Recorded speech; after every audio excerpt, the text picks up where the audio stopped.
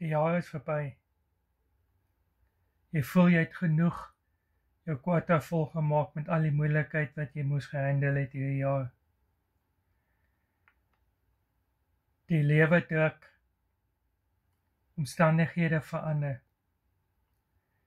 Maar in al hierdie dinge, dan vra jy jouself die vraag af, waar is God in hierdie tyd, wanneer dit sleg gaan met my? Nou, een van Dawid se moeilikste tye was toe sy seun Absalom hom om die lewe wou bring en hy moes vlug vanuit sy paleis uit om weg te kom van Absalom af. Skryf hy Psalm 3 in die moeilike tyd. Nou hierin bely hy dat God steeds in Sion is. God het nie pad gegee uit Jerusalem uit nie, net omdat Dawid daar uit pad gegee het. God het nie ophou om te weet waar hy is en wie hy is, omdat sy knegse omstandighede verander het nie.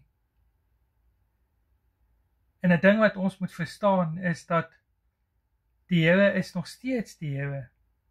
Daarom los hy nie sy mense alleen wanneer hulle deur die donker moet gaan nie. En dit is wat Psalm 3 vers 6 sê. Ek het gaan lê en slaap en weer wakker geword, want die Here het oor my wag gehou. En dit is wat ons moet besef, as dinge moeilik gaan, en ons weet nie wat ek kan doen nie. Die Here hou wag nog steeds oor ons. Al wonder ons waar hy is. Hy is nog steeds daar vir ons. Ons moet hom net leer vertrou wanneer dinge baie moeilik gaan. Want wanneer dinge moeilik gaan, kyk ons na ons omstandighede. Ons kyk na die hier nou. Ons kyk na die kos wat op die tafel gesit moet word. Ons kyk na die rekeninge wat betaal moet word. Maar God bly nog steeds in beheer. No matter what. God bless.